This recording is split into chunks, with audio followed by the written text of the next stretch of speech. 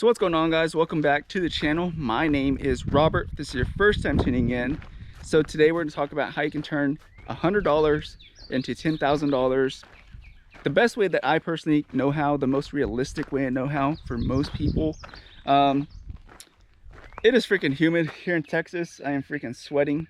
We've had about 8 inches of rain in the past week, so it's just freaking humid and warm. Especially with all these trees around me, it blocks all the air. But anyways, we're gonna go ahead and get into it. Again, how to turn $100 into $10,000. The most practical way to get to $100 to $10,000. Quickly talk about why is $10,000 so important. $10,000 is a big milestone, not only psychologically, but financially. Having an extra $10,000 alleviates a lot of the stresses that most people face in their lives. $10,000 will probably take care of most issues that come up in life without going into extreme debt. For example, I just had my refrigerator go out yesterday, literally, as I'm making this video. But you know, having those $10,000 would help to cover that cost. Get a new refrigerator, cover the repairs, whatever. 2 weeks ago, had a tire go out, right? If I don't even have like $100 into my bank account, I won't be able to fix my tire. I won't be able to go anywhere, right? Won't be able to do anything. So $10,000 is a big milestone for a lot of people because not everyone has $10,000 saved up. But it's a big milestone because it helps relieve a lot of the stress for just everyday people who have everyday life scenarios pop up.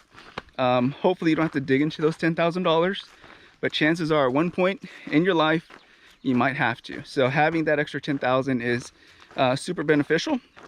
Now, if you're already in a place where you have a little extra money put away, maybe $10,000 gets you a really nice vacation for you and the family. That could be a good thing too. $10,000 could be a good down payment on a car.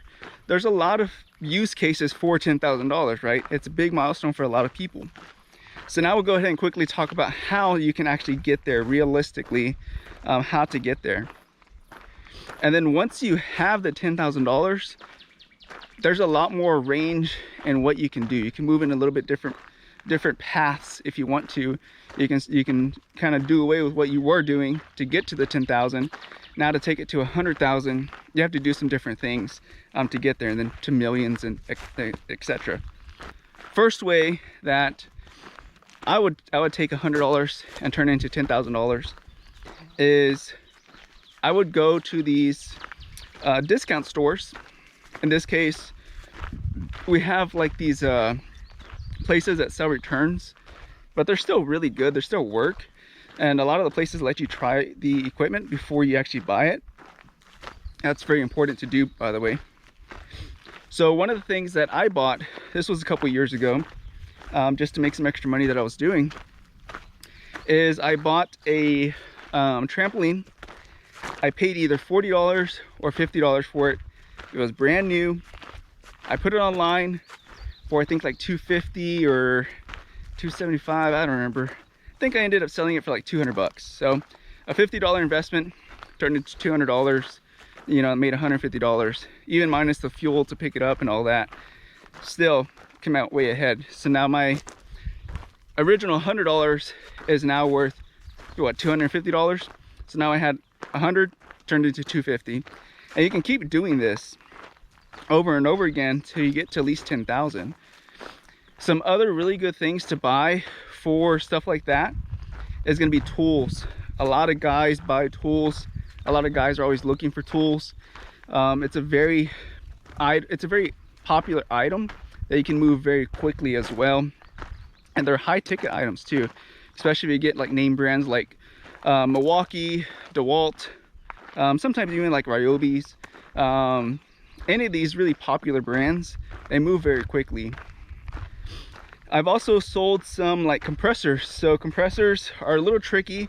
You have to make sure that you can try them and make sure that they work. Make sure you understand how to even use a compressor.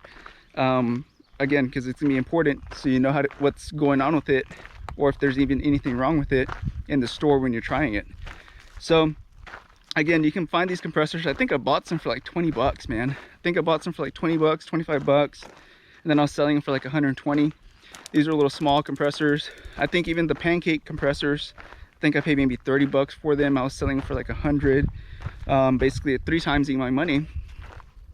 But it's a quick and easy way to flip some money around, right?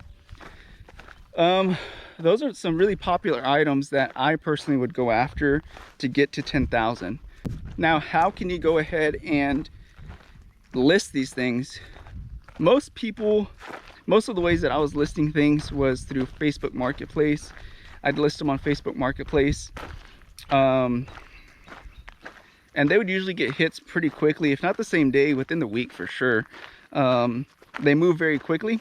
Another one is like OfferUp, especially for local pickup, and especially if you live in a larger metropolitan area. It's gonna be a really good hit for you, because people can, you have Facebook Marketplace, and then you also have OfferUp. You have two sources that people can pick up these items from you. So again, it was a little bit harder for me for some of the items because I am so rural. I am a little bit farther away from like bigger places, but we still had some people in the community in these smaller towns that were interested in the tools, that would come out here and meet me too. Now again, also considering that I am rural too, take into consideration what is more popular in your area. For me, it was, again, like I said, tools, compressors, even augers. I've seen some augers that were like 30, 40 bucks, 50 bucks, brand new. Those are all tools that people use out here where I'm at, and that worked really, really well, and that I could flip super quickly. Now, one thing I will say is that if you're trying to, as you start making more money, say now you're up to $1,000, $2,000, $3,000, and you think buying these bigger items is going to work, sometimes it does, sometimes it doesn't. It kind of depends, because now your target audience is so much smaller with a more expensive item. Trying to find a buyer is a lot harder sometimes. Again, could be because I am so rural, but it is harder to find a buyer for something that's over $1,000 versus something that I'm selling for like $120. So keep that in mind as well. Again, if you live in a bigger city, it might be a little bit easier for you, but for me out here, it was a lot harder for me to find somebody to buy things that were over like 1,000. They were sitting, and I was basically holding inventory for a lot longer, versus when I was selling like compressors for like 120, 150, or things like that. Those move pretty quickly, versus just more expensive items. Now, you could also, if you're handy, you could also refurbish stuff. You can also refurbish furniture. If you know how to use a sander and paint and things like that, you can easily flip some really good stuff for hundreds, sometimes even thousands of dollars, depending on the quality of the piece. But I see people doing that all the time. It's also another realistic way to turn $100 into $10,000. A realistic goal for setting, a realistic goal for $100 to $10,000, I'll give it a few months. I would say within a year you should be able to do that within a year, especially if you're hustling. Even with a full-time job, you can still do it with a full-time job, but realistically within a year you should be able to reach that $10,000 goal, which is pretty quick, considering that you're adding it onto your full-time job. Now, for refurbishing furniture, you can actually make more money because you're actually putting in work onto the project itself too. A lot of the furniture pieces, you might be able to pick them up for free. A lot of places just put them out. I know around here people just throw out their furniture and leave it on the curb or on the side of the road, and people pick it up all the time. Now, if you're, like I said, you're good with a sander, how to use color, how to do all these things, have an eye for pieces like that, you can absolutely make hundreds of dollars. All you're gonna take is like money to buy a sander, which you can get one of those cheap for 20 bucks, maybe even less than that on OfferUp or Facebook. And then you're gonna get some paint, and you could probably get all of that for maybe even less than 50 bucks, depending on how much paint you're gonna use, what's the size of the item. And yeah, a lot of the sandpaper, you can probably get it pretty cheap too. A lot of it is always on clearance at some stores. So you can literally turn $50 and a little bit of sweat equity going around picking up this furniture into a couple $100s, especially make it look really nice. I've seen some really nice pieces in my area selling for like $300 to $400 or $500, especially if you only put in maybe 50 bucks on this. That's a good return on investment, and you'll probably get there a lot quicker to those $10,000 by doing that. Now, it is going to take a little bit of muscle to move that furniture onto a trailer, onto the truck, or whatever, but you can always start off small with small little dresser, small little TV stand, things like that. Those things go for 100 and something plus all the time, and they're really available everywhere. I know people out here put them on the side of the roads all the time, so they're really easily accessible for most people, and they get rid of them. And make them look nice, give them a good color scheme, and put a little bit of time and attention to it, you can definitely quickly get to your $10,000 goal. But yeah, without further ado, be careful, be good, take care, God bless. See you guys in the next one. Bye-bye.